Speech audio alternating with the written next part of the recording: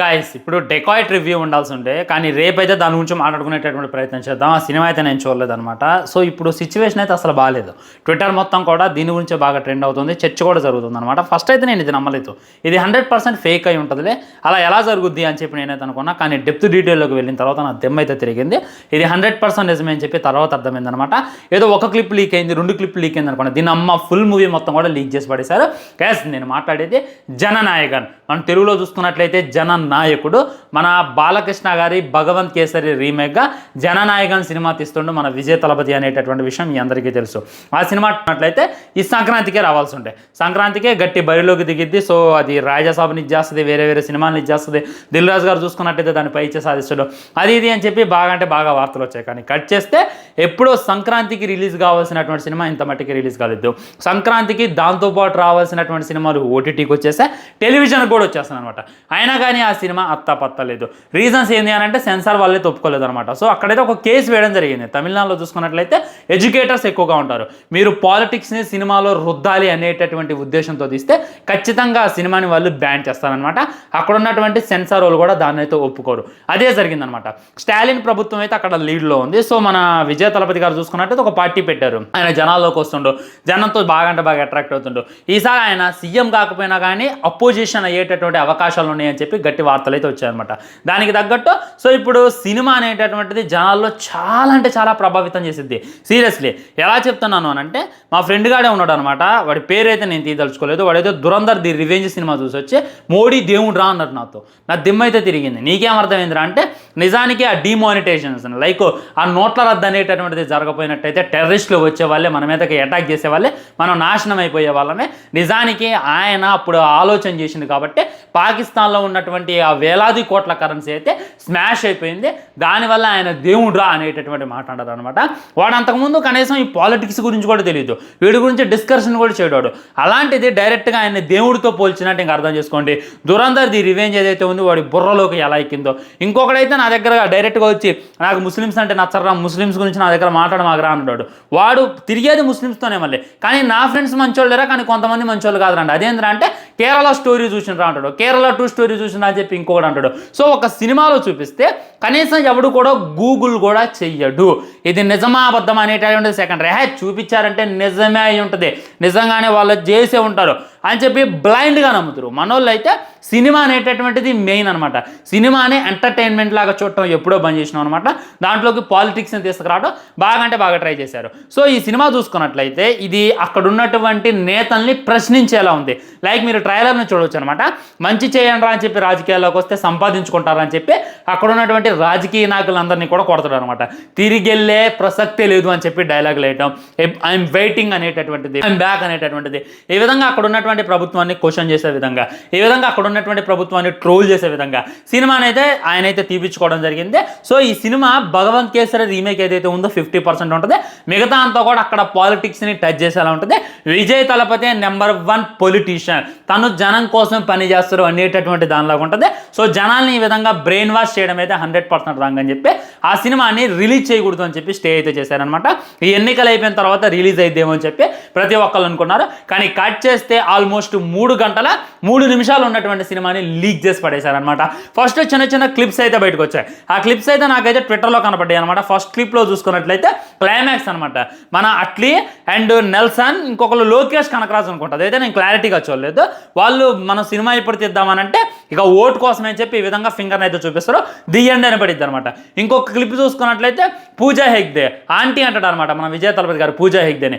Aunty అనగానే ఎవరురా aunty అని చెప్పి అంటుంది అనమాట. ఈ విధంగా కొన్ని భగవంత్ కేసరి లేకుండా ఇంకొన్ని రాజకీయాలు మిక్స్ చేసేటటువంటి విధంగా ఉన్నాయని చెప్పి చాలామంది మాట్లాడుతున్నారు. నేను ఒకటి క్లారిటీ ఇస్తా, నిజానికి మూవీ టీమే దీన్ని కావాలని చెప్పి లీక్ చేసిందా, లైక్ ఎన్నికలు ఉన్నాయి కదా ఈ లోపులోనే లీక్ అయితే ఈ విధంగా జనాల్లోకి వెళ్ళేటటువంటి అవకాశం ఉంది, దాని ద్వారా పార్టీ బాగా ప్రచారం అయితే అని చెప్పి కావాలని చెప్పి లీక్ చేశారా, లేదా వేరే వాడు ఎవడైనా లీక్ చేశాడా, ఆ లీక్ చేసింది ఎవడు అనేటటువంటిది డీటెయిల్గా చెప్తా చూడండి. ఫస్ట్ చూసుకున్నట్లయితే ఈ సినిమాకి 400 కోట్ల పెట్టుబడి అయితే పెట్టడం జరిగిందనమాట. నిజానికి వాళ్ళు జనాలకి చూపించాలి అని అనుకుంటే, జనాలకి జెన్యున్గా పరిచయం చేయాలి అని చెప్పి వాళ్ళు అనుకుంటే యూట్యూబ్లో అప్లోడ్ చేసే వాళ్ళే విత్ ఫ్రీ. కనీసం దానికి ఒక 50 రూపాయలు కట్టాలి, 30 రూపాయలు కట్టాలన్నా కానీ కొనుక్కొని చూసేవాళ్ళే అనమాట. దానివల్ల జనాల్లోకి వెళ్ళైతే ప్రొడ్యూసర్స్కి ఎంతో కొంత లాభం అయితే వస్తుంది. అండ్ లేదా ఓటీటీకి అమ్ముకునే వాళ్ళే, ఆల్రెడీ అమెజాన్ అయి ఉండొచ్చు, నెట్ఫ్లిక్స్ అయి ఉండొచ్చు, భారీ ఆఫర్ని అయితే వాళ్ళకైతే ఆఫర్ చేశారు. లైక్ మీరు మాకు ఇంతకి ఇస్తే బాగుంటుంది అని చెప్పి వాళ్ళని అడిగితే వాళ్ళైతే అమ్మము మేము డైరెక్ట్గా థియేటర్లోనే రిలీజ్ చేస్తామని చెప్పి వాళ్ళైతే చెప్పడం జరిగింది. సో జనాల్లోకి వెళ్ళాలి అంటే ఓటీటీ ఒక ప్లాట్ఫామ్ ఉంది, యూట్యూబ్ ఉంది, ఫేస్బుక్ ఉంది, ఇన్స్టాగ్రామ్ ఉంది, ఈ ట్విట్టర్ ఉంది. ఎందులోకందులో సినిమాని అప్లోడ్ చేయొచ్చు. కానీ చాలామంది ఏమంటున్నారంటే ఇది రాజకీయ కోణంలోనే రిలీజ్ చేశారు, కావాలని చెప్పి లీక్ చేశారు, పార్టీ ప్రచారంగా లీక్ చేశారు అని చెప్పి మాట్లాడుతున్నారు అనమాట. నేను మీకు చిన్న వీడియో క్లిప్ చూపిస్తా, చూడండి. ఇది చూడండి. ఇందులో ఏంటంటే భయ్య, మన స్టాలిన్ ప్రభుత్వం చూసుకున్నట్లయితే అక్కడ ఓటుకి ఆల్మోస్ట్ మనిషికి 4,000 ఇస్తున్నారు. షాక్ అయినా 4,000తో ఆపలేదు. 4,000 ఉంది బ్రో, మా ఏరియాలో కూడా ఇస్తున్నారు అని చెప్పి మీరు అనుకోవచ్చు. మనిషికి 4,000 ఇస్తున్నారు. ఇంకా వాచ్ ఇస్తున్నారు. వాచ్ మీకు ఎప్పుడైనా వాచ్ ఇచ్చారా మీ ఏరియాలో? మీరు చెప్పండి, నాకు దాని మొహం కూడా తెలియదు. ఇంకా ఏంటంటే మొబైల్ కూడా ఇవ్వడం జరుగుతుంది. ఈ రేంజ్లో అక్కడ ఉన్నటువంటి నాయకులు తమ యొక్క ఎన్నికల ప్రచారం అయితే చేసుకుంటున్నారు.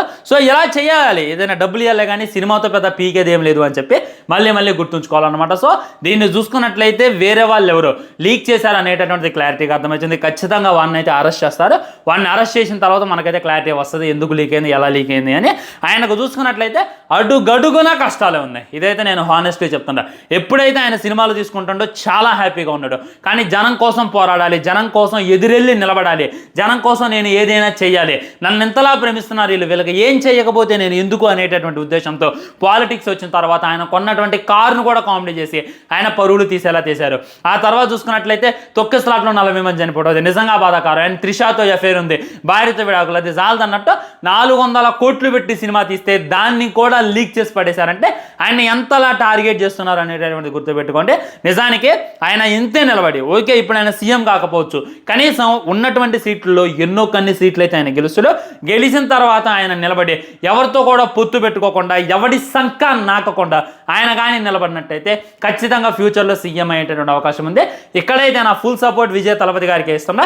చాలా మంది విజయ్ తలపతి గారిని కూడా తిడుతున్నారు, ట్రోల్ చేస్తున్నారు. ఆయనే లీక్ చేయించిండు, ఆయనకేం అవసరం రా బాబు, ఆయనకు అసలు అది పట్టింపే కాదు, సినిమాలు అనేటటువంటిది మ్యాటరే కాదు.